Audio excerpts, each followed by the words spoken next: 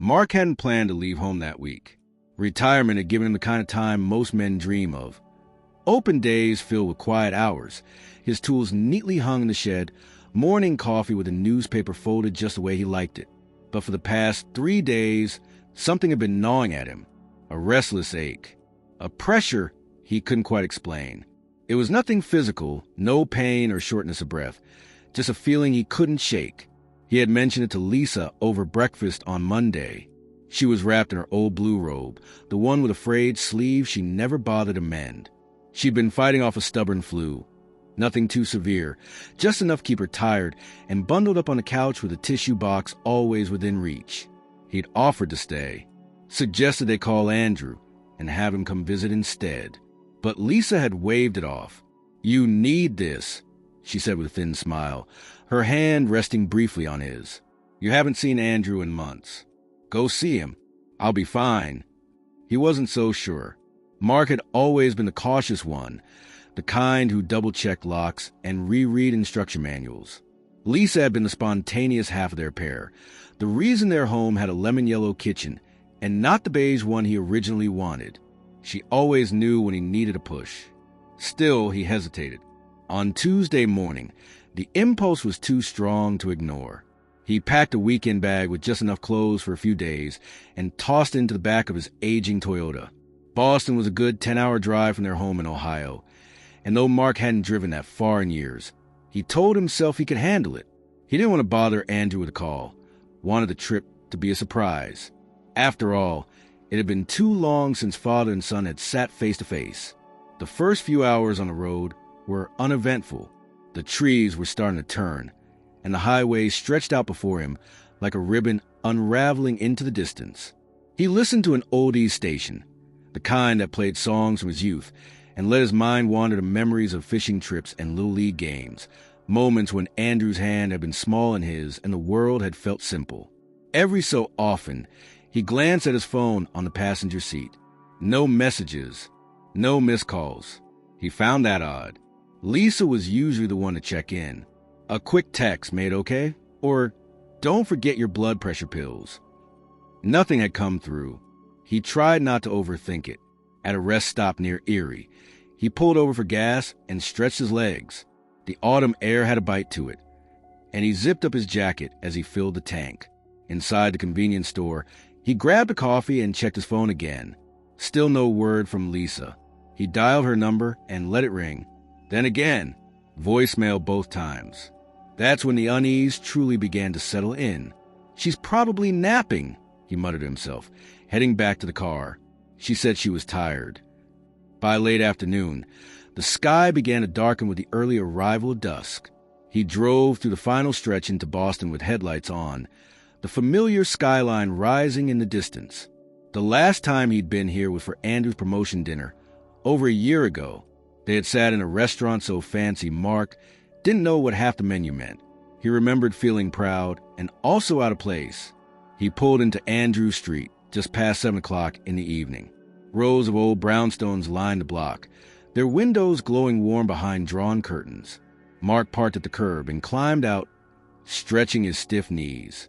He stood there for a moment, looking up at the windows of Andrew's building, imagining the look on his son's face when he opened the door. Lisa would have laughed at him. "You're like a kid sneaking out to surprise Santa," she might have said. Mark chuckled softly at the thought, then made his way up the steps. He rang the bell. No answer. He tried again. Nothing. He checked the time, knocked on the door for good measure, and then called Andrew's phone. Voicemail.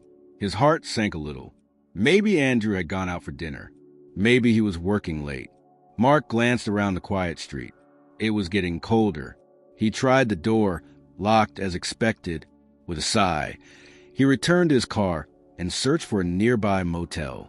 It wasn't what he had planned. Not the warm reunion he'd pictured during the drive. But he told himself it was fine. He would rest, call again in the morning, maybe even swing by Andrew's office if he had to. There was no need to worry. Still, as he checked into a modest motel with beige walls and a humming vending machine in the hallway, he couldn't shake the feeling that something had gone wrong. He lay on the bed that night, staring at the ceiling, Lisa's face floating in his mind, her tired smile, the way she'd waved him off with a weak flick of her wrist. She had said she'd be fine, but Mark was no longer sure he believed that. The motel room was dimly lit by a single lamp beside the bed. Mark had left the television off. He didn't need the noise. The silence felt heavy, like a presence of its own, and he lay on his back, eyes wide open, watching the shadow of the ceiling fan circle over him like a slow pendulum. Sleep didn't come. He turned over, checked his phone again. Still no messages, no missed calls. He opened a text thread with Lisa and stared at the last message she had sent the previous morning. "Drive safe. Let me know when you get there." He had meant to reply hours ago, just a quick, "made it safely," but something in him had assumed he'd wait to tell her once he saw Andrew. He never imagined he'd be lying in a Boston motel room, with both his wife and son unreachable. He typed a quick message. "Just got in. You okay?" and hit send. It went through immediately, but no dots appeared. No read receipt. Nothing. Mark sat up, resting his elbows on his knees, rubbing the back of his neck with a tired hand. His instincts, honed by years of raising a family and building a life, whispered that something wasn't right. It wasn't just concern. It was that sharp, internal pull that he hadn't felt since Andrew broke his arm when he was 8, or the time Lisa fainted in the kitchen during a dizzy spell. That same sensation of the ground shifting beneath him. He stood, paced the room, tried calling again. Lisa's number rang 4 times before voicemail clicked on, her voice still soft and cheerful in the greeting she had recorded years ago. He hung up, tried Andrew's number. Straight to voicemail. That bothered him more now. Andrew's phone was always on. Always. Mark shoved the phone into his pocket and grabbed his jacket. The motel hallway was quiet, and outside the air had turned colder. The street lamps buzzed gently overhead as he walked to his car, not because he had somewhere to go, but because sitting still was no longer an option. The city felt unfamiliar in the dark. Too many strangers. Too many closed doors. He drove aimlessly through the streets, past gas stations and shuttered stores, watching people with backpacks and coffee cups hustle through intersections. Their lives continued, unaware of the gnawing sense of dread taking root in his chest. At a red light, he parked near a 24-hour diner, its neon sign flickering. He went inside, ordered a black coffee, and sat by the window. The waitress didn't ask many questions, just refilled his cup twice and offered him a slice of pie he didn't touch. Around 2 a.m, Mark returned to the motel. He checked his phone one last time. Still no word. He left it on the nightstand, face up, and laid down without undressing. When he finally drifted off, it was a restless, fractured sleep filled with strange images. A door left open, the sound of running water, Lisa's voice calling his name from a distance he couldn't reach. He woke just after 6 o'clock in the morning with a dry mouth and a crick in his neck. The motel curtains let in a dull gray light, and outside, the city was slowly stirring. He reached for his phone immediately. No missed calls. The message to Lisa still sat unopened. Something in his chest gave way then, a fear finally uncoiling into full awareness. This wasn't normal. Not by a long shot. He dialed again, straight to voicemail. He tried Andrew's number next. Nothing. A wave of helplessness broke over him.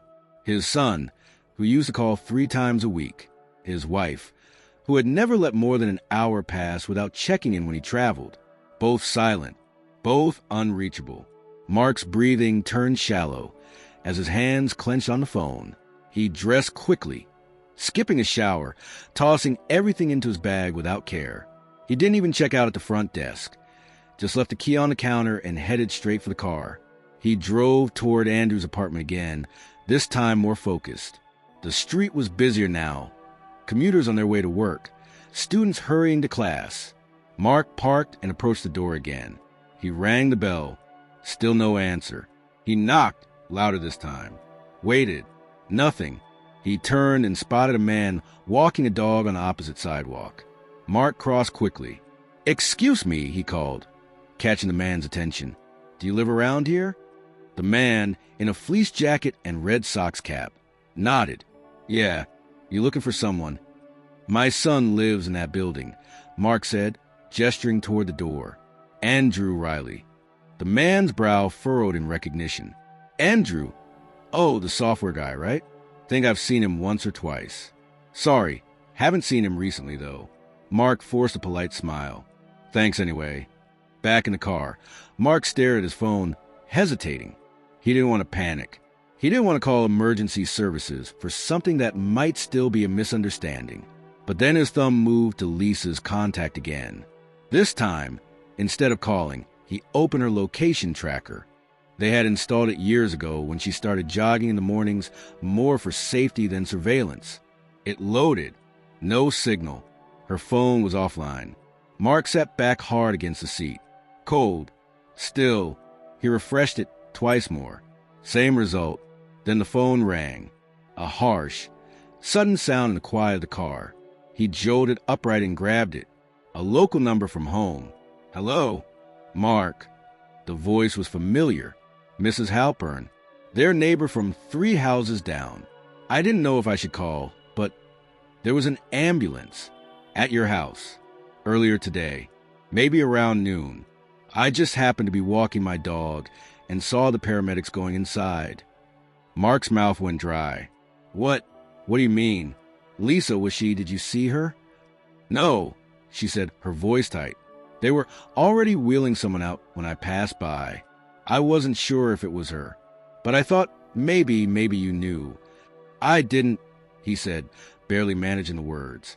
No one called me. Oh, Mark, she whispered. He didn't wait for more. Hung up, started the engine with shaking hands. He opened the airline app on his phone, booked the earliest possible flight back to Ohio, just 3 hours from now. It would cost more than $800. He didn't care. He called the local hospitals in quick succession as he drove toward the airport. The 5th call finally hit. Yes, we have a Lisa Riley. She was admitted late afternoon. I'm afraid I can't give more details over the phone, but you can speak with the attending physician once you're here. Mark gripped the steering wheel harder. Is she? His voice cracked.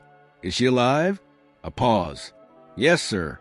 She's in stable but critical condition. Stable. Critical.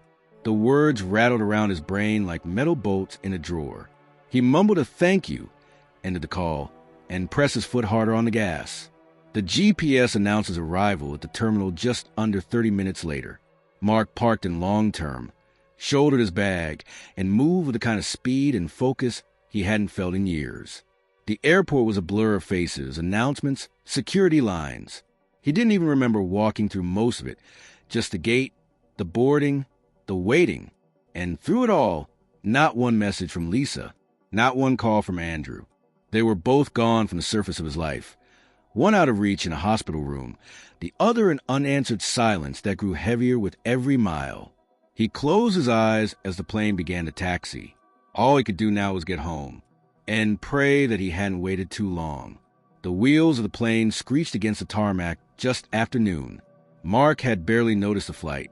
His body had been in seat 17B, upright and still, but his thoughts had churned restlessly somewhere else. Looping images of Lisa lying pale in a hospital bed, the sound of sirens, Mrs. Halpern's strained voice, and the emptiness of unanswered calls. He disembarked quickly, weaving to the crowd of business travelers and vacationers with the anxious momentum of someone moving through water. The air in Ohio felt different now, less familiar, heavier. The drive from the airport to the hospital passed in a blur. He remembered the traffic lights, the car horns, the steady hum of his tires on the road, but not a single coherent thought formed until the building itself came into view. It was a mid-sized hospital, white facade, brown brick wings, and the sharp scent of antiseptic seeping into the air the moment he stepped through the automatic doors. The entrance was clean and quiet, people sitting in clusters, some reading, some waiting. A receptionist with clipped nails and tired eyes directed him toward the intensive care unit on the 3rd floor. He didn't take the elevator. His legs needed to climb. 3 flights of stairs, one after the other, and still he didn't feel any more prepared when he reached the ICU doors. A nurse sat behind the glass window of the reception desk. She looked up as he approached. Can I help you? I'm Mark Riley. My wife, Lisa Riley. She was brought in yesterday. The nurse nodded, checked her monitor, and gave him a small, professional smile. She's in room 318. One visitor at a time. A doctor should be doing rounds shortly. She buzzed open the door with a soft click. Mark pushed through it and stepped into the corridor. It was quieter here. A long hallway flanked by thick glass rooms, each one containing the fragile weight of someone's world. Machines beeped steadily. Nurses moved with gentle efficiency, and the air carried the kind of stillness that made every footstep sound too loud. Room 318 was near the end. He approached with slow steps, eyes fixed ahead. The blinds were half drawn, but he could see her, Lisa, even from a hallway. He recognized the shape of her.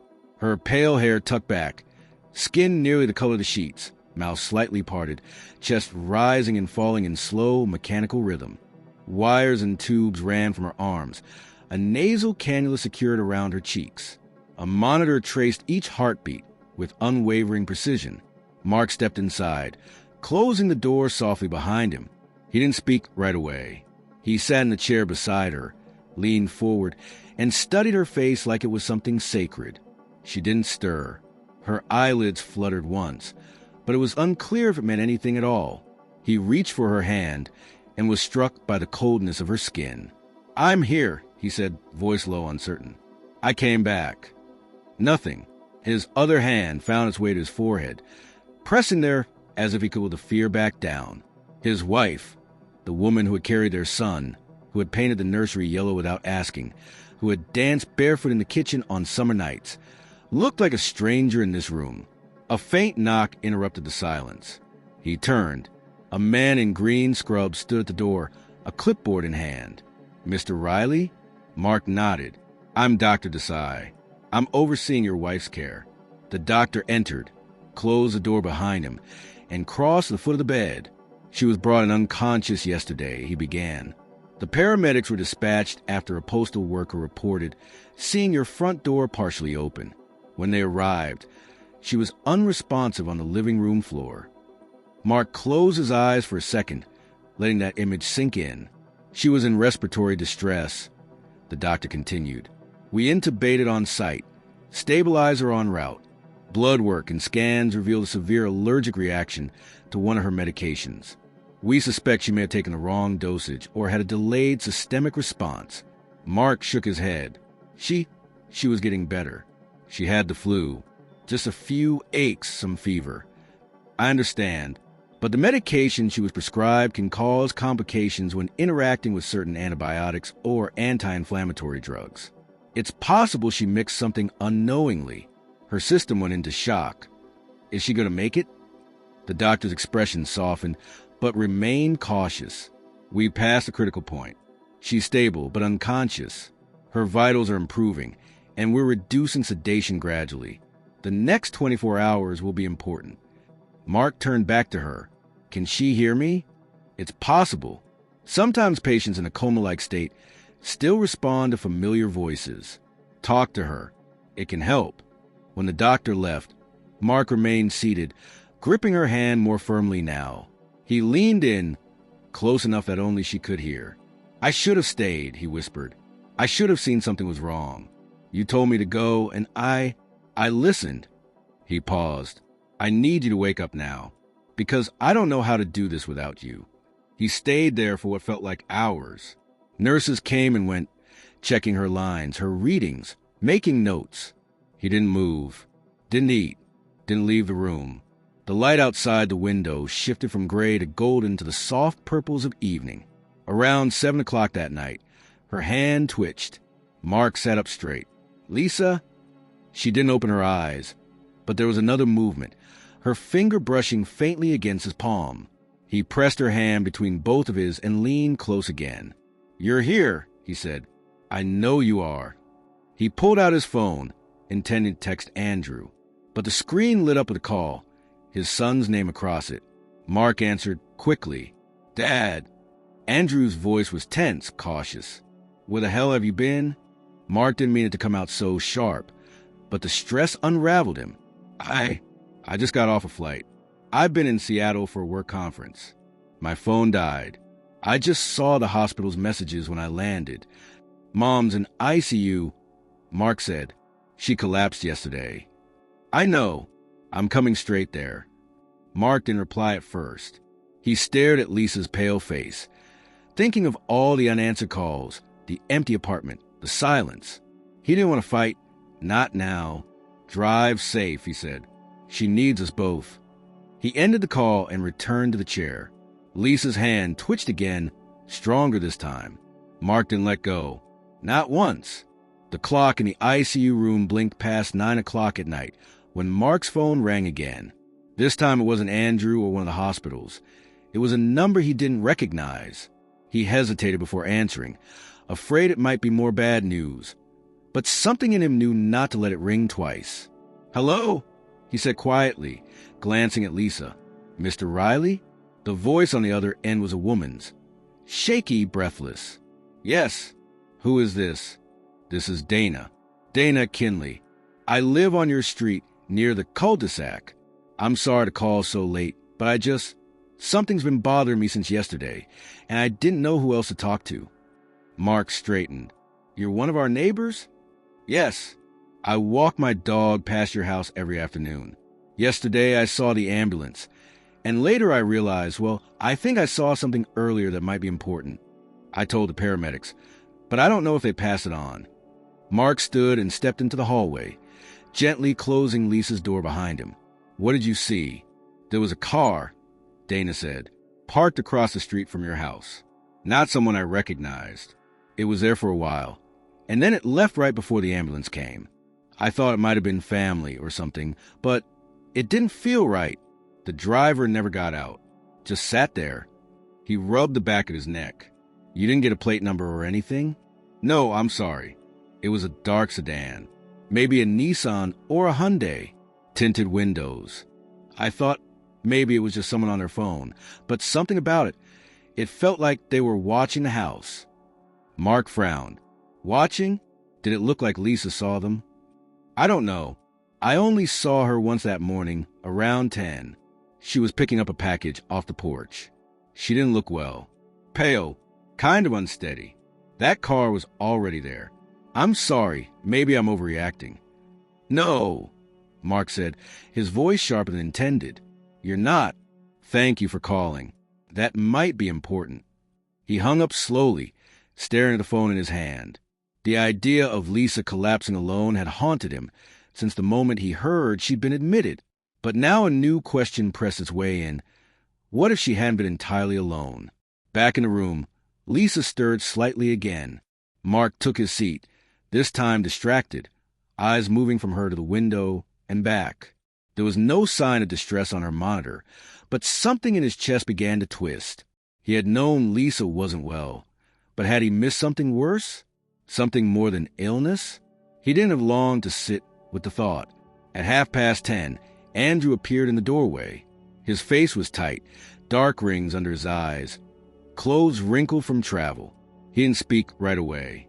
He looked at Lisa for a long second before stepping into the room. Mark stood. "Dad," Andrew said, voice low.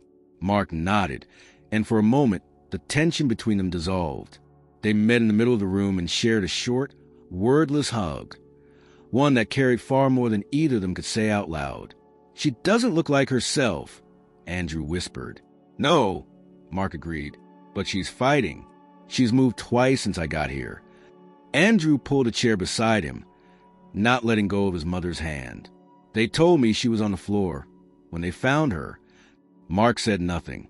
The silence answered for him. After a few minutes, Andrew looked at him. "You were in Boston. Why didn't you tell me you were coming?" Mark looked down. "I thought it'd be a surprise. I hadn't seen you in a while. Your mother encouraged it." Andrew's jaw tightened. "You drove all that way. I wasn't even there." "I know." Mark paused. "There's more," he said. "A neighbor called me just now. She saw a car outside the house before the ambulance arrived, parked for a long time. Someone sitting inside, watching." Andrew's brow furrowed. "You think it has something to do with Mom collapsing?" "I don't know, but it's strange. Could have been a delivery car. Uber. Someone on break." "Maybe," Mark said, "but maybe not." They sat in silence for a while longer, both men leaning toward the bed, as if their presence could tether Lisa more firmly to the world. The machines beeped steadily, the room dim except for the soft light above the bed. Eventually, Mark stood. "I need to get some air. Just for a minute." Andrew nodded, staying behind. Mark walked the hall slowly, then descended to the lobby. The waiting area had mostly cleared. A coffee machine stood in the corner, humming beside a row of outdated magazines. He poured a small cup, not because he needed caffeine, but because it gave his hand something to do. He sat alone, staring out the dark parking lot. He remembered their last conversation again. Lisa in her robe, brushing off his worry, telling him she'd be fine. Had she known more than she let on? His phone buzzed. Another unknown number. He answered immediately. "Yes." "Mr. Riley?" It was a man's voice this time. "This is Officer Hennings with the Dayton Police Department. I understand your wife was brought in yesterday." "Yes." "I'm not here officially," Hennings said, voice cautious. "But I was on shift when the call came in. Something about the scene didn't sit right with me." Mark tensed. "What do you mean?" "The door was open when we arrived. Not forced open, not damaged. Just open. Wide enough that the mailman noticed. Inside, nothing was stolen. No sign of a break-in. But here's the strange part. A mug was shattered on the floor near your wife. Not dropped, shattered, like it had been knocked from her hand." Mark's voice caught. So, there was another coffee mug in the sink. 2 cups, 2 different kinds. We found one with lipstick, one without. She wasn't expecting anyone. Exactly, which makes us wonder, was someone there when she collapsed? Mark stood slowly. His legs felt heavy. "Do you think someone left her there?" "We can't say for sure, but it's possible. Whoever it was didn't call emergency services. That part bothers me." Mark closed his eyes, absorbing the weight of it. "I need to know if there was anything going on, anything you noticed before your trip, any unusual calls, visitors, disagreements." Mark opened his mouth to answer, but then stopped. Something flickered at the edge of his memory. The phone, Lisa's phone, buzzing in her hand a few nights ago as she turned away from him to answer it. Her voice, too quiet to hear. A strange look on her face afterward. He hadn't asked. "No," Mark said finally, "but I'll let you know if I think of anything." He ended the call, heart pounding harder than before. The illness, the collapse, the silence. It wasn't just about sickness anymore. There was something else. And Lisa, unconscious and unable to speak, was the only one who knew what. Mark returned to the ICU room, just past midnight, the paper cup of coffee still warm in his hand. Andrew had fallen asleep in the chair, slouched with his head tilted to one side, and one hand still loosely resting on Lisa's arm. The dim hospital lighting gave everything a pale hue, almost unreal, and for a moment Mark just stood there watching the two of them, his wife unconscious, his son drained, and himself somewhere in between, holding on to answers that didn't yet make sense. He sat down quietly and reached for Lisa's chart at the foot of her bed. He wasn't a doctor, but years of watching Lisa manage prescriptions, appointments, and insurance forms had taught him how to read between the lines. As he flipped through the pages, he focused on the most recent notes, vitals, medications administered, test results. One particular line stopped him cold. Current medication, Zafranal, prescribed for post-viral complications. He blinked. Zafranal. He remembered that name. Lisa had mentioned it once, offhandedly maybe a week ago. She'd picked it up during a solo visit to her doctor, something about reducing inflammation after a bad flu. But there had been no further discussion. She'd told him it was nothing serious, just a precaution. Mark lowered the chart. His fingers tightened around it as a new thought crept in. What if Lisa hadn't told him the full story about her illness? What if the collapse hadn't just been a reaction, but a consequence of something she'd known was risky? He stood up abruptly. Andrew stirred. "Dad." "I need to talk to her doctor again," Mark said, already heading toward the door. "Stay with her." Dr. Desai was still on the floor, reviewing another patient's chart at the central station. Mark approached him calmly, but with urgency. "Doctor, I was going through Lisa's records," he said, keeping his voice low, "and I noticed Zafranal listed. That's a pretty heavy anti-inflammatory, isn't it?" Dr. Desai looked up. "Yes, it is. usually used in cases of prolonged viral symptoms, sometimes prescribed post-flu when respiratory inflammation persists.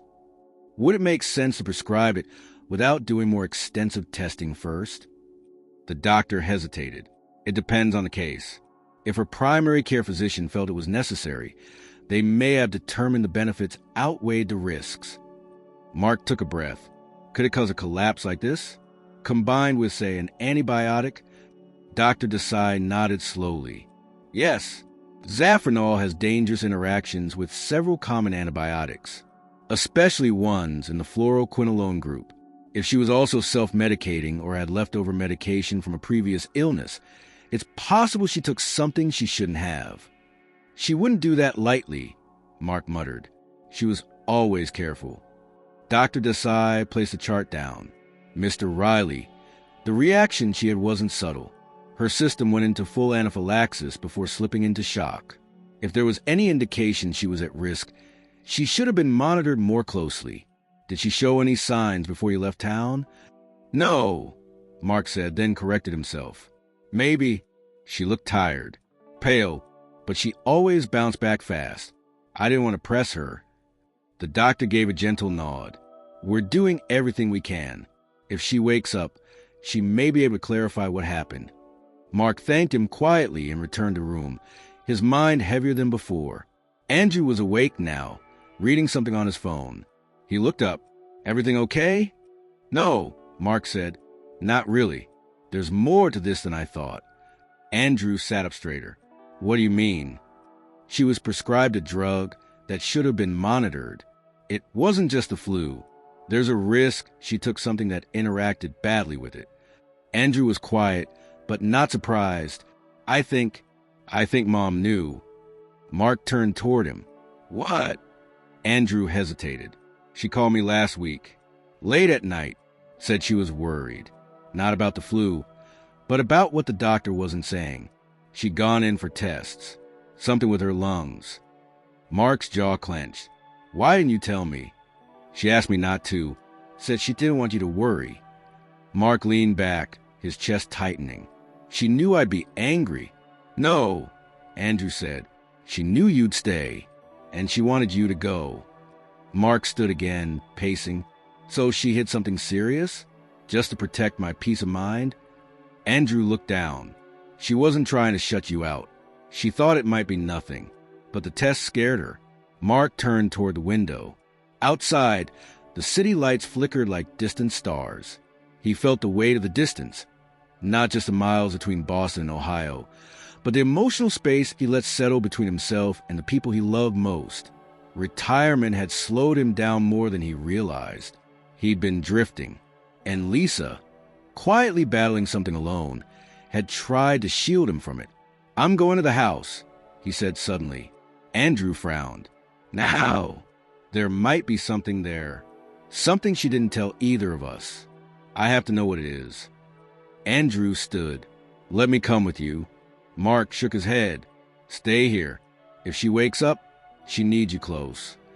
Andrew nodded reluctantly. Call me the second you find anything. Mark left the hospital just before 2 a.m, driving through empty streets bathed in the glow of yellow lamps. The closer he got to their neighborhood, the more surreal it felt. His own home had become foreign to him in his absence, shrouded in unanswered questions and shadows he hadn't seen before. He pulled into the driveway slowly. The porch light was still on, casting a dim glow across the front steps. He unlocked the door and stepped inside, the familiar creak of the hinges greeting him like a memory. Everything looked the same.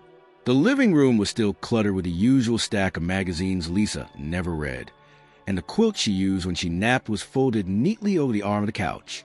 But there was a tension in the air now, an invisible thread that pulled him toward the hallway. He found the broken mug near the wall, shards swept into a corner by paramedics. He crouched down beside it. There was a faint, dark smear on the floor, coffee probably dried into the wood. Near it, he noticed something else, a small silver chain, broken, a clasp bent backward. Lisa never wore much jewelry, but he recognized this one. It had belonged to her mother. She wore it only on hard days. Quiet reminders. Mark stood, and turned toward the kitchen. On the counter, her pill organizer was open. Monday through Thursday were gone. Friday remained full. He picked up the small bottle beside it. Zafranol. The prescription label was clear. Date filled 2 weeks ago. He opened a drawer. More medication, old antibiotics. Expired but still there. He didn't recognize the names. He took pictures of all of them, then closed a drawer. On the kitchen table sat a folder. Not hidden, but not obvious either. Just lying there, beneath a pile of unopened mail. He pulled it out. Inside were printed lab reports, CT scans, blood panels, a note scrawled in Lisa's handwriting. Follow-up scheduled. Don't tell Mark yet. Wait for confirmation. He flipped to the last page. Suspicious pulmonary mass. Further testing recommended. Mark's throat tightened. She'd known. She hadn't been hiding a flu. She'd been hiding a possible diagnosis. Something worse. Something she didn't want to face yet, and she had tried to carry it alone. The sound of tires outside snapped him from his thoughts. A car, pulling away fast from the curb. He rushed to the window, but by the time he reached it, only taillights remained, red fading into the dark. The same car? His chest pounded. He reached for his phone and dialed Officer Hennings. "It's Mark Riley," he said when the line picked up. "Someone was just outside my house again. I think you need to come by." There was a pause on the other end. "I'm on my way." Mark stood in the dark, folder in hand, memories in chaos, and for the first time he felt it. This wasn't just about illness. It was about something deeper, something someone didn't want him to find. Officer Hennings arrived just before 3 o'clock in the morning. His unmarked cruiser pulled up to the curb without sirens, headlights dimmed. Mark had left the porch light on. He watched the officer's silhouette emerge from the vehicle, tall and steady, moving with the quiet assurance of someone used to stepping into unsettled situations. They met at the door. "Thanks for coming," Mark said, voice low but firm. He gestured toward the street. The car was parked right there. Didn't recognize it. Drove off fast when I turned the lights on. Hennings nodded, eyes scanning the area. "Dark sedan?" "Yes. Same as the one the neighbor described yesterday." The officer stepped inside. Mark closed the door behind him. "We're not officially investigating," Hennings said as he walked slowly into the kitchen, "but I'll file a field report. 2 incidents of the same vehicle, same behavior, adds weight." Mark placed a folder of Lisa's medical documents on the table. "That's not the only thing I found." He opened the folder, showing the lab results, the handwritten note, the pill bottles he had pulled from the drawer. Hennings glanced through the pages. She was looking into something serious. "You think the car is connected to this?" Mark ran a hand through his hair. "I don't know, but Lisa wasn't just sick. She knew something wasn't right. And she didn't tell me or Andrew. She was trying to keep it quiet until she had answers." Hennings set the papers down. "Has anything gone missing? Any signs of forced entry while you were away?" "No, everything's in place." The officer nodded. "I'll add this to the report. We'll request traffic cam footage for the street. Not a guarantee, but if we're lucky, we might catch a plate. In the meantime, I suggest staying here tonight. Keep the lights on." Mark didn't argue. The house felt unfamiliar anyway, like walking through a museum of someone else's life. He followed Hennings to the door. "One more thing," the officer said, pausing at the threshold. "If you think of anyone Lisa might have had tension with, someone from her past, call me." Mark nodded, though no name came to mind. He watched the cruiser pull away, then locked the door and stood in the living room, the silence pressing in. The only sound was the hum of the refrigerator in the kitchen and the occasional groan of the house settling. He sat down slowly on the couch, Lisa's favorite blanket still folded neatly beside him. His thoughts spun in wide, fast circles, not just about the mysterious car or Lisa's concealed health scare, but about himself, about how he had drifted after retirement. Lisa had always been the bridge between him and the world, the one who kept the rhythm of their lives steady. When he stepped away from work, he thought he was finally giving her more of him, but instead, he'd grown quieter, slower, less present. He saw that now, and while he had been retreating into his routines, she had been carrying something heavy and private. too proud or too loving to share it.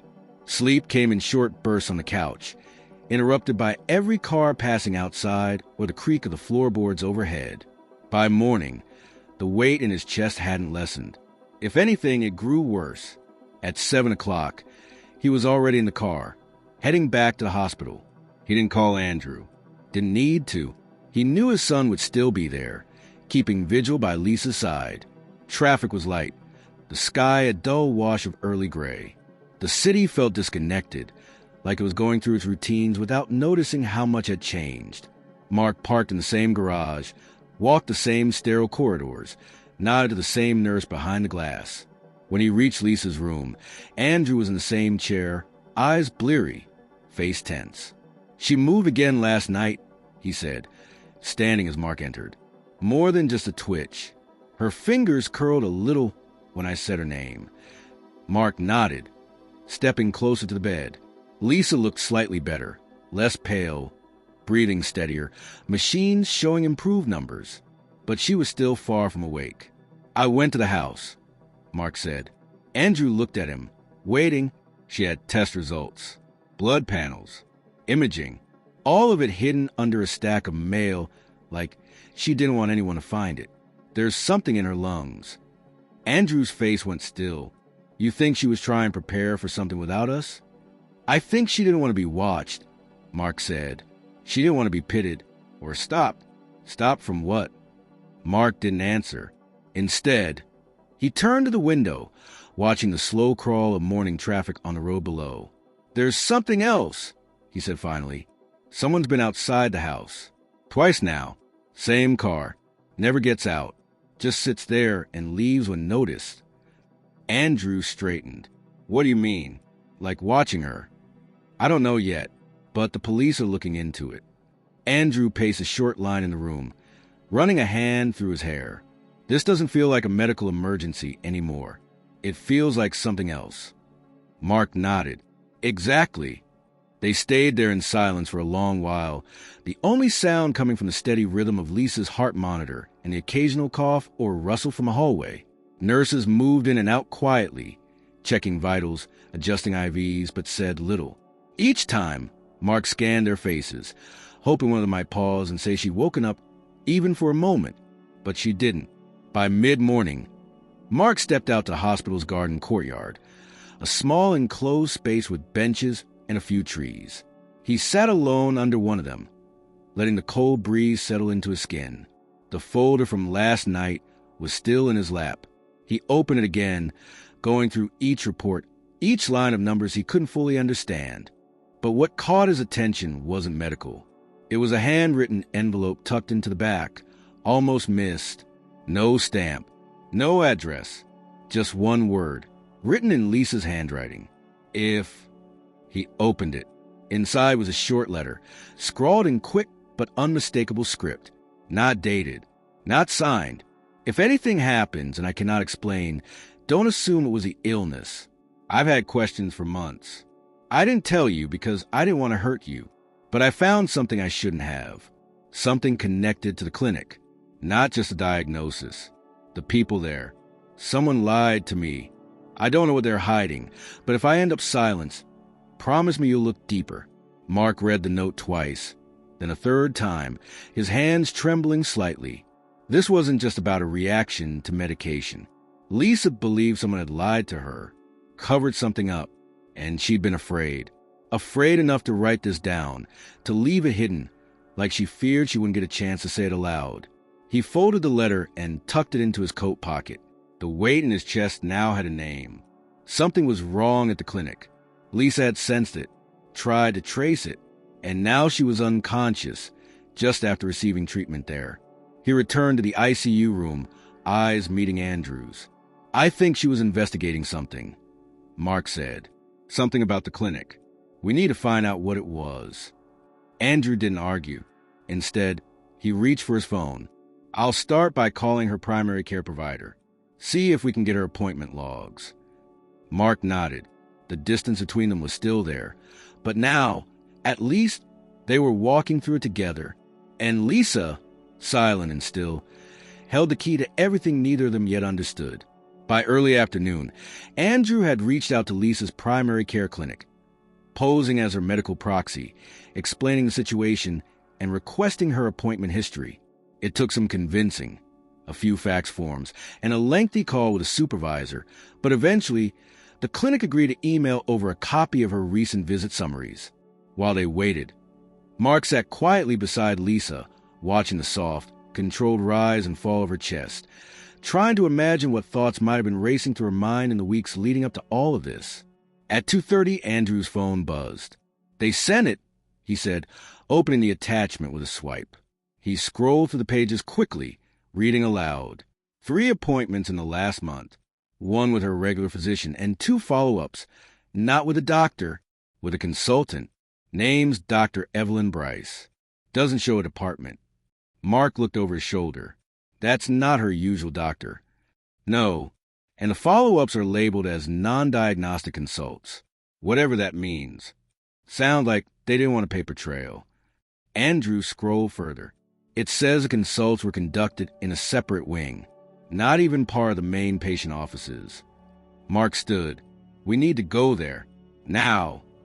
Andrew hesitated. "You think they'll talk to us?" "They'll talk to me," Mark said, grabbing his coat. "I'm not asking."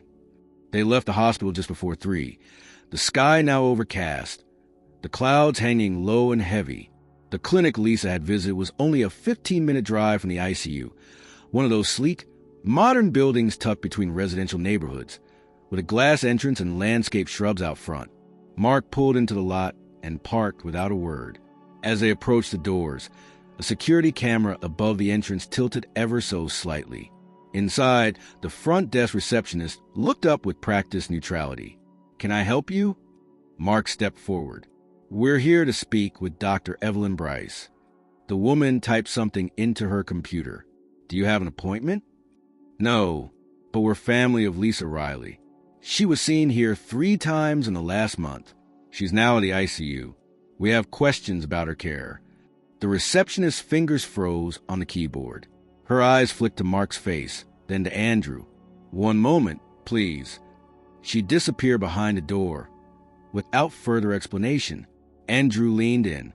"Something's off already." Mark nodded. They waited nearly 10 minutes before the door opened again. A man in a gray blazer, not a doctor, clearly, stepped out. "I'm Mr. Kellerman, the clinic's compliance officer," he said. "I understand you have questions."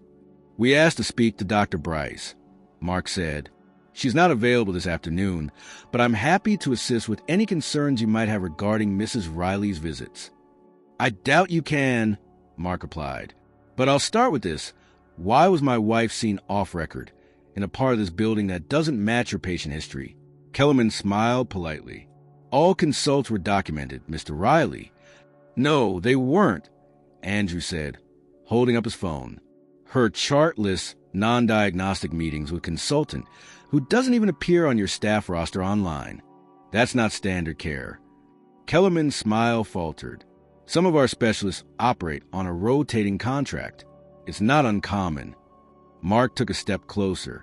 "My wife is in critical condition after a reaction to a medication she received here. And now we find out she had multiple private meetings with someone who doesn't take standard notes and works out of a non-clinical area? You're going to give me more than vague policy talk." The compliance officer shifted. "If you'd like to file a formal inquiry." "I'm not filling out a form. I'm not waiting for someone to review it in 6 weeks. I want answers now, because something here doesn't add up, and I'm not leaving until it does." The tension in the air thickened. For a long moment, no one moved. Finally, Kellerman spoke again. "Wait here." He disappeared through the same door, leaving it slightly ajar behind him. Andrew whispered, "They're stalling." "I know," Mark said. When Kellerman returned, he wasn't alone. A woman in her late 40s followed behind him, wearing a white coat and a guarded expression. Her badge read, "Dr. Evelyn Bryce." "I can spare 5 minutes," she said. "Follow me." They were led down a corridor that branched off in the main clinic area, through a door labeled staff only, and into a quiet hallway that looked more like an office wing than a medical space. Dr. Bryce opened a door near the end, gestured for them to enter, and closed it behind them. The room was sparse. One desk, 2 chairs, no visible files or computers. Just a minimalist clock ticking softly on the wall. "I remember Lisa Riley," she said, sitting across from them. "She was referred to me for concerns about recurring pulmonary inflammation. We ran some tests, reviewed imaging, and had discussions about potential causes." "Discussions?" Mark asked. "What kind?" She was concerned there was something environmental triggering her symptoms. "Something in your neighborhood. Perhaps," she mentioned a nearby construction site, "changes in air quality." She was tracking her own reactions. Andrew frowned. Why didn't her chart say any of that? "We keep alternative consults separate," Dr. Bryce said. "Some patients prefer discretion when exploring preliminary ideas, especially when results are inconclusive." Mark leaned forward. "She wrote a letter. Said she found something. Said someone lied to her. Was that you?" The doctor's face changed subtly. Her posture stiffened. "I never lied to your wife. But I do believe she came across information that raised more questions than we could answer with clinical data alone." "What kind of information?" Bryce looked between them. "We had a conversation during her last visit about a pattern. She'd begun comparing her symptoms to others in the area. A few patients in similar age brackets, with no history of pulmonary issues, all reporting the same sudden fatigue, coughing, and chest tightness, all from the same side of town." Andrew's voice rose. "And you didn't report that?" "There was no proof," she said. "I brought it to the attention of our medical director. It was dismissed.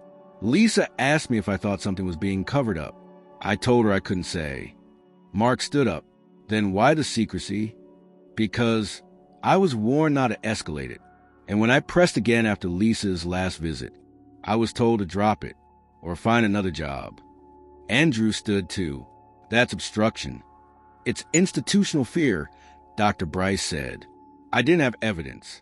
And Lisa, she was the first one who started documenting what others wouldn't." Mark stared at her. "Then where's her documentation?" "Her notes." She said she'd been compiling it, but she didn't bring them here. She said she'd finish it at home.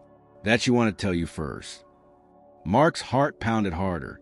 Whatever Lisa had found, whatever trail she had been tracing, it hadn't ended in that clinic. It was still out there. Maybe somewhere in the house. Maybe somewhere no one else had thought to look. Dr. Bryce stood. "I'm sorry. I truly am. I warned her to be careful." Mark nodded slowly. "You'll hear from us again." He left the office with Andrew close behind, both of them walking fast to the quiet halls, urgency growing between them with each step. Outside, the sky had darkened. A storm was coming, but they weren't running from it anymore. They were walking straight into it.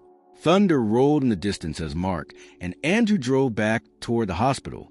Rain began to fall in fat, cold pellets, running in rivulets across the windshield. The city blurred past. Neither father nor son spoke. The weight of what they had learned rested heavy between them, pressing into every silence.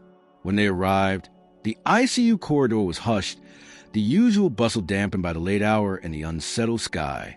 Mark's heart thudded as they approached room 318. The door was open, the soft glow of medical monitors bathing Lisa's face in pale light. She lay still, eyes closed, tubes and wires connecting her to machines that kept her alive. Andrew stood by the foot of the bed. A nurse absent-mindedly checked her chart and offered a tired nod to Mark. He nodded back. Andrew stepped aside, and Mark moved closer. Moments passed before the doctor arrived. It was Dr. Desai, walking briskly, clipboard in hand, expression tight. He greeted them softly.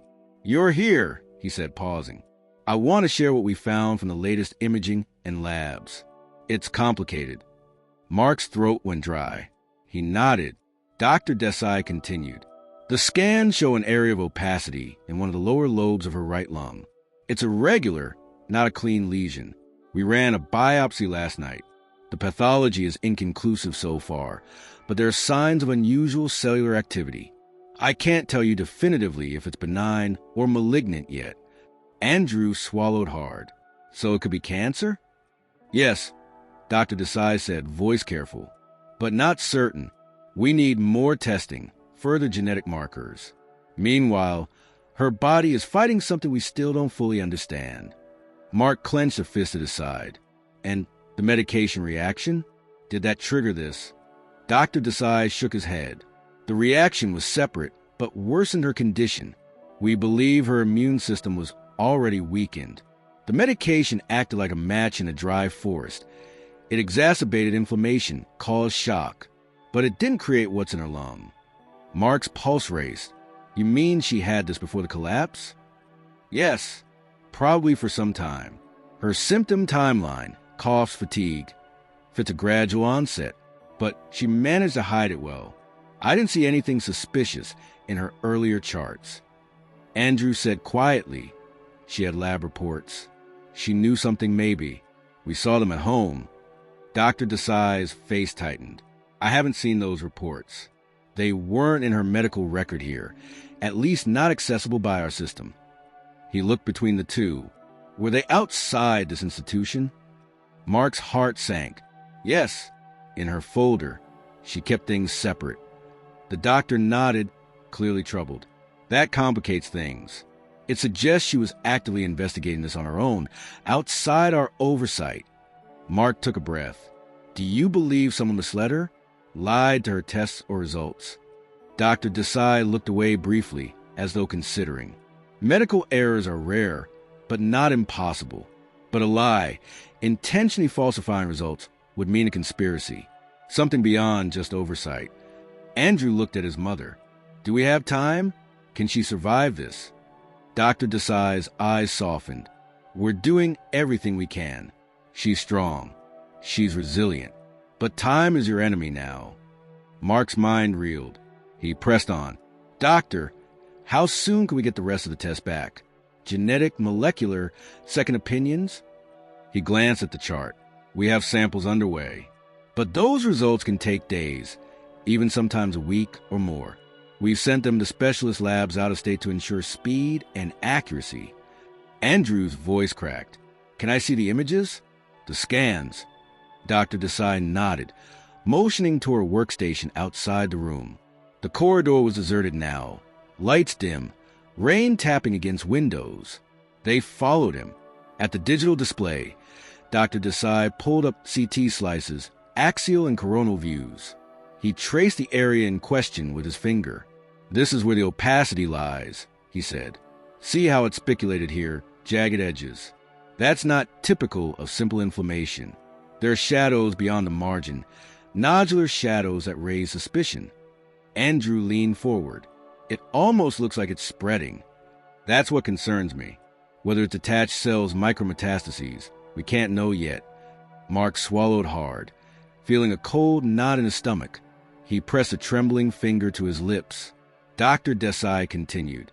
I've also asked our radiology team to look for lesions elsewhere, lungs, liver, bones.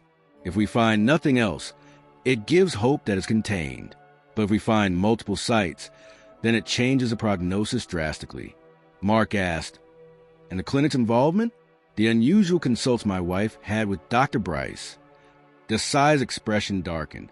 I wasn't made aware of alternate consults. I've reviewed her referrals here. None of the outside tests were ever communicated to our system. It appears the care was fragmented. Fragmented intentionally? Mark said sharply. Possibly, Dr. Desai admitted. But I can't say. It's speculation. Andrew's voice was firm. She wrote a note. She said someone lied to her and she feared being silenced. Dr. Desai frowned. I had no knowledge of that note, but if she was gathering external evidence, it may explain why she kept it separate from her primary chart. She might have feared interference. Mark's mind flashed to the car outside, the clinic consultations in hidden hallways, that broken silver chain. All the pieces swirling into a pattern he was only now beginning to see. Dr. Desai and Mark returned to Lisa's room. Andrew followed close behind. The machines continued their quiet beeps, the hum of life persisting in the stillness. Mark leaned forward toward her. We're getting answers, he said softly. We'll fight this together. Don't you give up. He let his fingers brush her forehead gently. Lisa's eyelids fluttered but didn't open.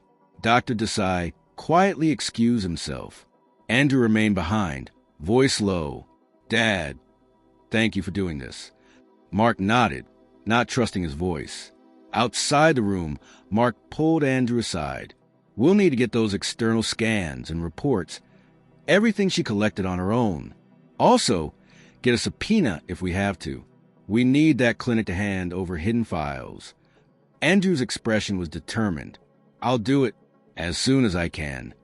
They re-entered and found a nurse had just adjusted in 4. She glanced up briefly, then continued. Mark realized how delicate every second was, how thin their margin for mistakes had become. Later that night, Mark slipped out to the hospital waiting room. He rifled through his coat pocket, pulled out Lisa's handwritten letter. He read it again, lines underlined in her trembling script. "If anything happens, don't assume it was the illness. Someone lied. Find what they're hiding." His chest ached. He didn't sleep. The hospital lights dimmed. The night staff passed by him as a figure in a chair, holding that letter close. When dawn crept in, Mark was exhausted, bruised by fear. But he was more resolved than ever. He knew now he had to peel away every cover, expose every lie, no matter how carefully buried, because Lisa's life depended on it. And now so did the truth. By the time the first light of morning crept into the ICU through the narrow window slats, Mark had already showered in the hospital's visitor locker room, changed into the spare clothes he kept in the car, and returned to Lisa's bedside. Her condition hadn't worsened, which was a relief, but neither had it improved meaningfully. The machines carried on, whispering their mechanical rhythms. Mark sat silently beside her, fingers gently touching her hand, as if proximity alone might pull her closer to consciousness. Andrew returned just before 8 with 2 large coffees and a manila envelope tucked beneath his arm. His expression was tired but focused. "They called," he said quietly, offering Mark a cup. "The lab's final imaging scans and diagnostic file from Lisa's private test came in. I picked them up myself. And I got a call back from an old colleague of mine who works in health data auditing." Mark took the envelope and opened it on the small pull-out table by the window. Inside were printouts, pages of imaging, pathology reports, data logs, and handwritten notes by Lisa. There was also a USB drive taped to the back cover. "What did your colleagues say?" Mark asked without looking up. "Andrew Saturday. I gave him the name of the private clinic, Bryce's department, and Lisa's file numbers." He ran a quick search through internal reports. Nothing flagged at first. But then he noticed something odd. Lisa's patient ID had been duplicated under a different entry. Same name, same birth date, but the medical details listed were generic. No mention of abnormal cells. Just routine follow-ups and vague notations. Mark paused mid-page. "So someone created a duplicate file to hide her actual results?" Andrew nodded. "Looks like it. It wouldn't show up unless you knew where to look. Whoever did it wanted to bury the evidence without deleting it completely." Mark's stomach turned. "Do we have proof?" "Once we match the real results with what the clinic system claims. Yes. And that USB, Lisa probably downloaded something herself." Mark removed the drive and handed it to Andrew. "Get it into your laptop. Let's see what she was trying to show us." They moved to the family conference room nearby. Private, small, quiet. Andrew plugged in the USB. After a few seconds, a single folder appeared. Truth LR. Inside, dozens of documents and 2 video files. Lisa had saved emails, scans of correspondence with lab technicians, drafts of complaint letters that she had never sent. But the videos caught Mark's attention. "Play the first one," he said. Andrew clicked. Lisa appeared on screen, sitting in the living room, her hair pulled back, wearing her old cardigan. Her eyes were tired but steady. "If you're watching this," she began, "then something's happened and I couldn't say it myself. I don't know what exactly they're doing at the clinic, but something is wrong. The scans they gave me didn't match what I saw later at the radiology center across town. I paid for a second opinion, out of pocket. That's when I saw it. Lesions in the lower lung, not noted in the clinic's reports." She looked down, breathed in. I asked questions. The technician who helped me told me quietly that it wasn't the first time he'd seen mismatched files. People go to that clinic. They get told they're fine, and 6 months later they're in emergency rooms with symptoms that were supposedly never there. She looked directly at the camera. I think they're hiding something systemic. Maybe they're involved in a larger data manipulation scheme, targeting certain insurance tiers, redirecting expensive cases elsewhere, pretending they never saw red flags. I don't know how high it goes, but I couldn't let it go. She paused. I didn't tell Mark because I didn't want him to worry. I thought I could protect him by staying quiet. I was wrong. The video ended. Mark sat still, heart pounding. The second video was time-stamped 3 days later. This one was shorter. If anything happens to me, Lisa said, her voice thinner this time, tell Andrew to look into the secondary log system. It's called Vault 7 Internal Database. That's where they hide flagged patients. It's not public-facing. You need back-end access. I think Kellerman knows. Maybe Bryce too, but she was afraid. The screen went black.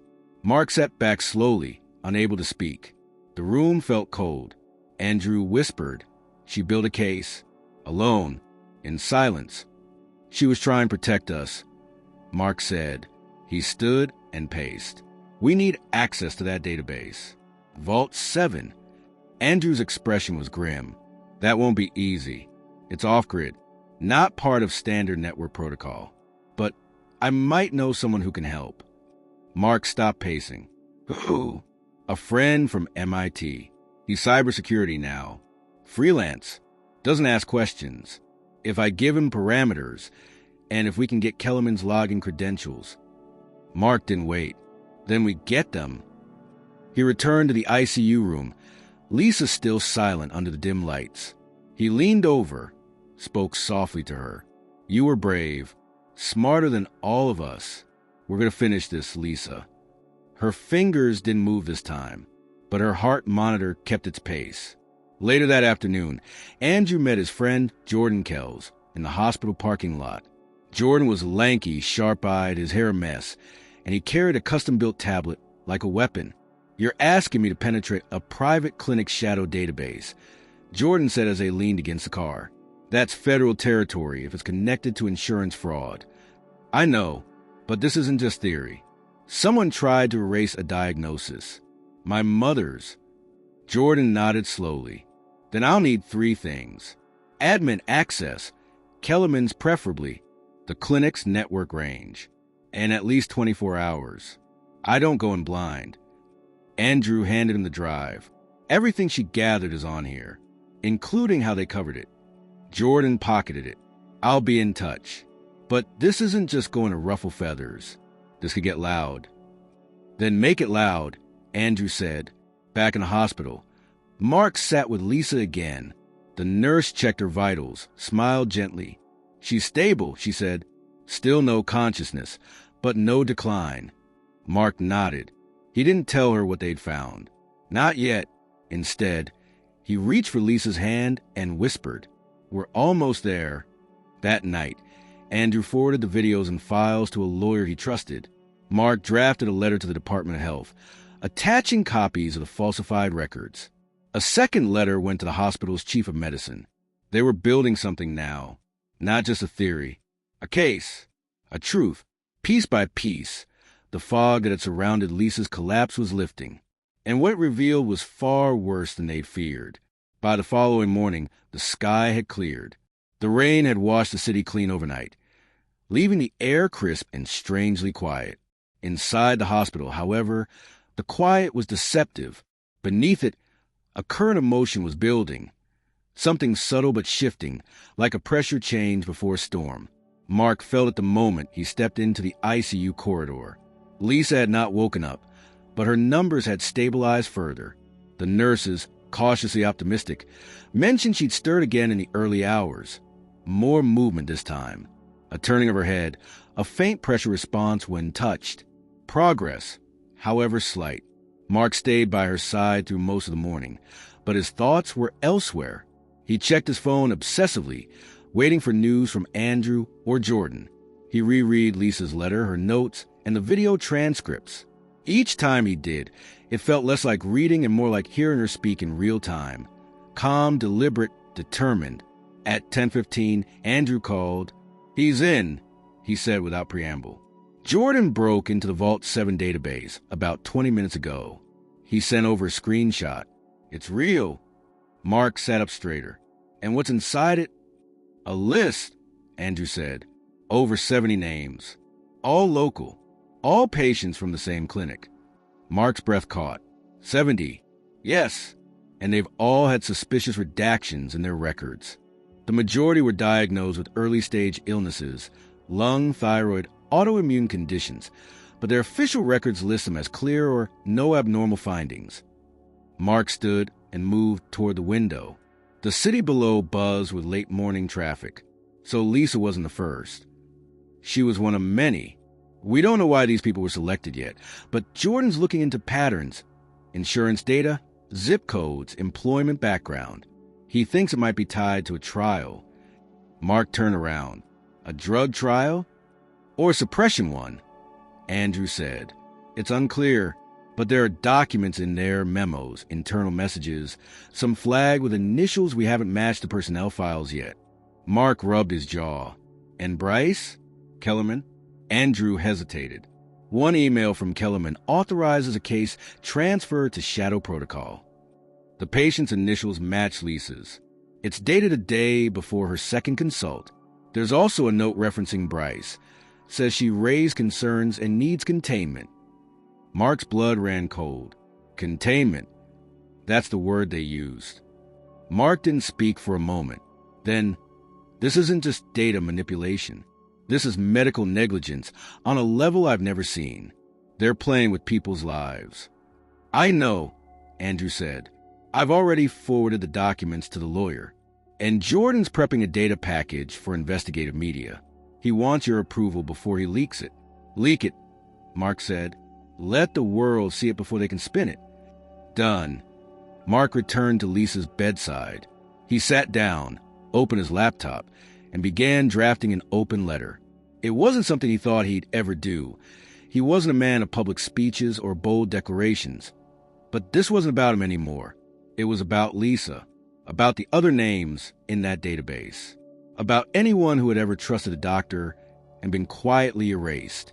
He titled the letter, "To Whom It Should Have Always Concerned," and wrote with clarity he hadn't felt in years.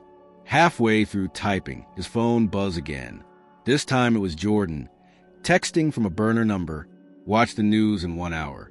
Vault 7 is going public." An hour later, the first headlines broke online. Whistleblower exposes secret patient file suppression at local health network. Dozens of misdiagnosed patients linked to covert data vault. Clinic accused of hiding early disease diagnoses. Investigation launched. By 2 o'clock, Mark and Andrew were in the hospital cafeteria watching the news coverage on the mounted TV screens. The story had spread to national outlets. Reporters quoted anonymous tech sources, health auditors, and patient rights advocates. The name Lisa Riley hadn't been mentioned yet, but Mark knew it was only a matter of time. Andrew leaned forward. "The lawyer says they're expecting subpoenas to be issued by tomorrow morning." Mark watched the scrolling headlines. "Then they'll try to clean house fast." "They already are. Bryce called me." Mark turned to him. "She what?" "She said she was suspended as of noon, told to take a leave of absence while legal matters are reviewed. She sounded calm, but scared. Said she'd testify if needed." Mark processed that slowly. "We'll need her." "She's ready." They returned to Lisa's room before 3 o'clock. The lighting had shifted again, afternoon shadows stretching across the floor. The nurse greeted them with a subtle smile. "She's stirring more frequently," she said. Eyes moved under her lids a few times. "Could be soon." Mark sat, his heart racing. He leaned forward, took Lisa's hand again, and spoke softly. "Lisa, you did it. You started something they can't bury anymore. The world is listening now." Her fingers didn't move, but her breathing quickened slightly. The nurse noted it, but said nothing. An hour later, the door opened quietly. Dr. Desai stepped in. "I saw the news," he said, his voice more guarded than usual. "I assume you had something to do with it?" Mark stood. "My wife did." Desai nodded. You should know we received an anonymous drop of the Vault 7 files. The hospital board is meeting in emergency session. Internal investigations are already underway. Andrew crossed his arms. And what are you going to do about it? Dr. Desai looked at Lisa, then at them. My job. I'm going to protect my patients. Starting with her. I'll testify if needed. But I want you to know I didn't know. And I'm sorry. Mark looked at him a moment, then nodded once. Desai turned to leave, then paused at the door. There's something else. We just got a partial match on one of the molecular tests we ran on Lisa's tissue sample. Early indicators suggest a lesion isn't cancer. Andrew froze. What is it then? It's an immune response, severe but localized. We believe her system was reacting to prolonged chemical exposure. Something environmental, not genetic, not a tumor. Mark's heart leapt. You're saying she's not dying? I'm saying she's been poisoned slowly. But we caught it in time. And once she wakes up, with proper treatment, she can recover. Andrew's breath caught. Mark gripped the edge of the bed. The nurse checked Lisa's monitor again and smiled slightly. Her eyes just fluttered again, she whispered. Mark leaned close to Lisa, his voice trembling. You hear that, sweetheart? You're coming back. You're not done. And somewhere deep inside her silence, something shifted. They both felt it. A small, barely perceptible squeeze of Mark's fingers in hers. It was enough. It was just after 7 o'clock in the evening when Lisa Riley finally opened her eyes. The room was dim, the lights lowered to reduce strain on her senses. The machines beside her bed continued their steady rhythm, now monitoring not only life but its return. Mark was the first to notice. Her eyelids, twitching faintly, then slowly rising, revealing eyes that searched the ceiling as if piecing together the remnants of a dream. He leaned forward at once. Lisa? His voice trembled, nearly caught in his throat. Lisa, I'm here. It's me. She turned her head slightly, weakly, her gaze finding his. Recognition flickered there, muted but unmistakable. Her lips parted but no sound came. Mark pressed the nurse call button and reached for her hand. It's okay. You're safe now. Moments later, a nurse arrived, quickly followed by Dr. Desai. The doctor moved quietly, checked her vitals, asked her to blink twice if she could understand. Lisa blinked twice, then slowly tried to nod. Her neck trembled from the effort. She's responsive, Desai confirmed, his voice calm but pleased. We'll hold off on removing the oxygen for now, but she's on the right path. Andrew arrived just as the doctor was finishing the examination. When he saw his mother awake, the relief hit him like a wave, and he stopped just inside the doorway, unsure whether to laugh or cry. Lisa turned her head slightly toward him. Her voice, raspy and faint, broke the silence. Drew. Andrew crossed to her side in 2 strides. Hey, Mom, we're right here. She looked at him, then at Mark, then at the ceiling. How long? Mark took her hand. A few days. You collapsed at home. But you're okay now. You're getting better. Lisa tried to speak again, but Desai held up a hand. Slowly, he advised. Don't push. Save your strength. She nodded slightly and rested her eyes, still open but no longer straining. The room remained quiet after the medical staff withdrew, leaving the 3 of them alone for the first time in what felt like a lifetime. Lisa's voice came again, slow, like each word had to be summoned from the bottom of a well. You found it? Mark leaned in. We did. Everything. The file vault. The manipulated records. Even the other names. It's all out in the open now. Her eyes moistened. She tried to speak, but choked on the effort. Mark motioned for Andrew to get water. With careful hands, he held a small sponge soaked with water to her lips. She swallowed weakly. Then, I thought I was alone. Andrew knelt beside her. You were never alone. Not for 1 second. Tears slid down her cheeks, quiet and unforced. I didn't know if I'd wake up, she whispered. Mark's hand tightened around hers. You made it back. I thought they'd erase it, she said, voice fading again. All of it. They tried, Andrew said, but you left a trail they couldn't cover. The videos, the notes.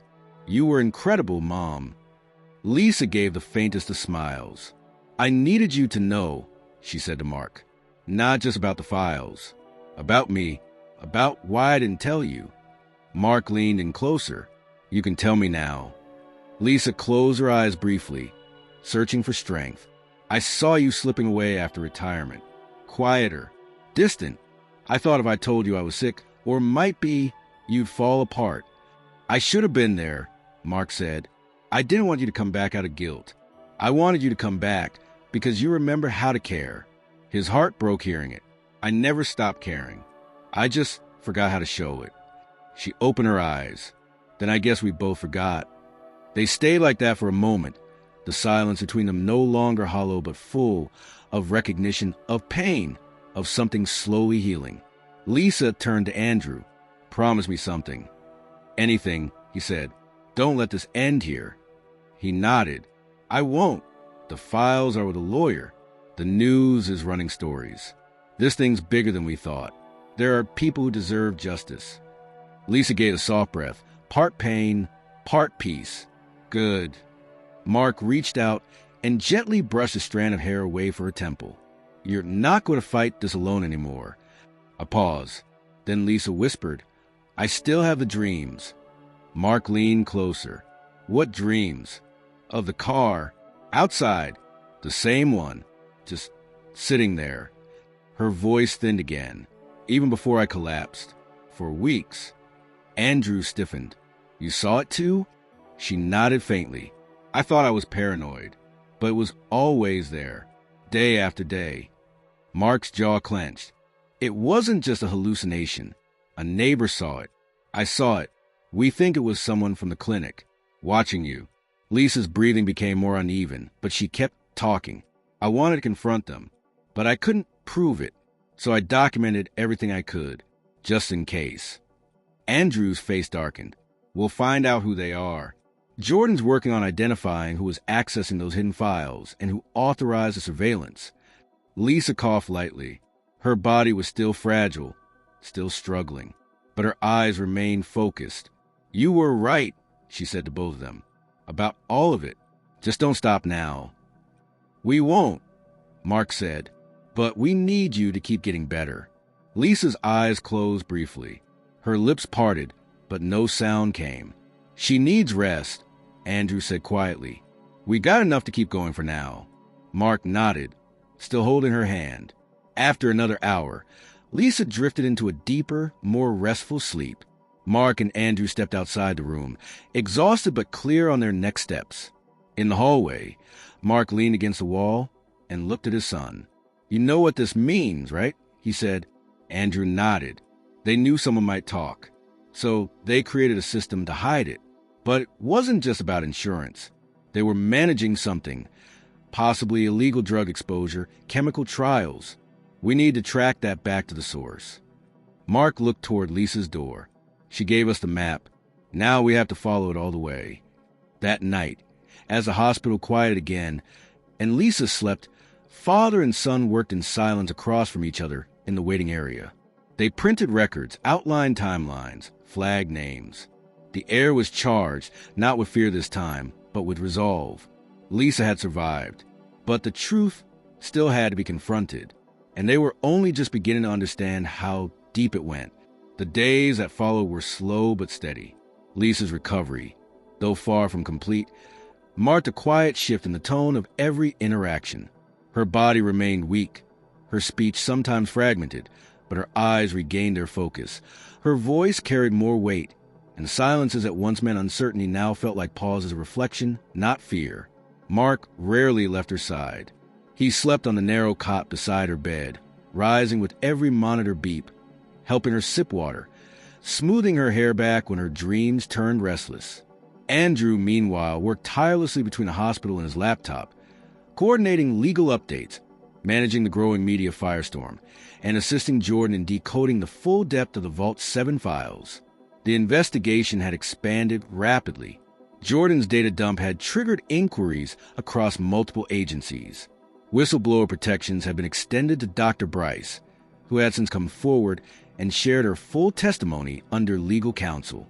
More staff members in the clinic began surfacing, nurses, junior technicians, each one bringing fragments of buried truth. Many had suspected discrepancies, but until Lisa's collapse and the exposed records, they hadn't known how widespread the deception truly was. On the fourth day of Lisa's recovery, a federal health investigator, Dana Hollis, arrived at the hospital unannounced. She was sharp, composed, and carried herself with the gravity of someone used to uncovering rot beneath polished surfaces. Mark and Andrew met her in a private conference room on the 5th floor. "I've reviewed the files your contact extracted," she began, pulling a tablet from her bag. "It's one of the most deliberate patterns of medical record manipulation I've ever seen. Not only did they flag early diagnoses to be hidden, but they actively redirected patients away from necessary treatment in order to lower institutional liability." Mark's stomach turned. "Why? Just to save money?" Dana shook her head. "It started with finances, but it grew into something worse. We believe they partnered with a pharmaceutical distributor, Silker Labs, a research affiliate. Patients flagged with early-stage markers were monitored, not treated, so they could study how environmental exposure, stress, and lack of intervention affected progression. Without consent." Andrew's jaw clenched. "They used our mother and dozens of others as data points." "Unwitting subjects," Dana confirmed. "Some patients in Vault 7 were later enrolled in Silker-sponsored wellness programs under the guise of preventative medicine. But in reality, it was a cover. Blood work from those sessions was being routed to external labs, all without proper disclosure." Mark's voice was sharp. "Can we prove this?" Dana turned her tab around, displaying a diagram. Lines connecting names, file numbers, corporate entities. "Not only can we prove it," she said, "but a full federal audit is already underway. And your wife's documentation helped anchor the entire inquiry." Mark sat back slowly, his hands folded tightly in his lap. "What about the others?" he asked. "The ones who didn't know. We're identifying them now. Once verified, each will be contacted and offered full legal recourse. Some may not even be aware they were flagged. A few already passed, possibly as a result of delayed intervention." Andrew exhaled a long, quiet release. Dana closed the file. "You need to understand, this case won't stay small. You've cracked something that may lead to criminal prosecution. The press is circling. So is political interest. But if your family chooses to speak publicly, it must be done carefully." Mark didn't answer immediately. He glanced at Andrew. "That's her decision," he said. Dana nodded. "Of course." After she left, they returned to Lisa's room. She was sitting up, a pillow behind her back, her voice stronger that day. "You look like men with secrets," she said with a faint smile. Andrew chuckled softly. "Maybe just battle scars." Mark approached her bedside. "We spoke to a federal investigator." Lisa raised an eyebrow, the fatigue in her face unable to mask her curiosity. "They're building a case," Mark said, "and you're at the center of it." She didn't speak for a moment. Then, "So the world finally believes me." Mark sat beside her. "They're more than believing. They're listening. What you uncovered, it's bigger than we imagined." She looked down at her hands, still thin, still trembling slightly. "And what happens now?" "That's up to you," Andrew said. "They want to use your testimony. But it doesn't have to be public. We'll protect your privacy if that's what you want." Lisa was quiet for a long time. Then she said, "Let them hear it. All of it. If I stayed quiet and someone else died, I couldn't live with that." Mark reached for her hand. "You don't have to carry this alone anymore." "I know," she said softly, "but I'm not afraid now." The following day, reporters began camping near the hospital. Despite requests for privacy, the story had gone national, with headlines spinning across networks. Patient uncovers secret medical database. Ohio woman exposes hidden diagnoses.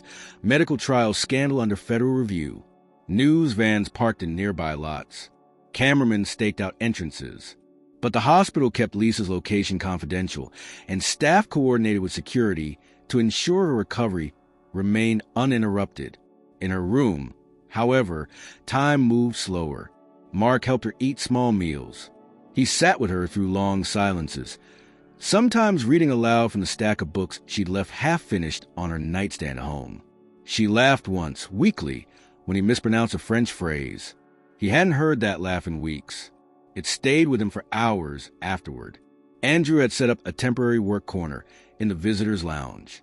He managed press requests, forwarded legal notices, and sorted through offers from journalists, authors, even a documentary producer. Most were declined. Lisa didn't want a spectacle. She wanted truth, clarity, closure. On the 7th day of her recovery, the doctors removed her oxygen support.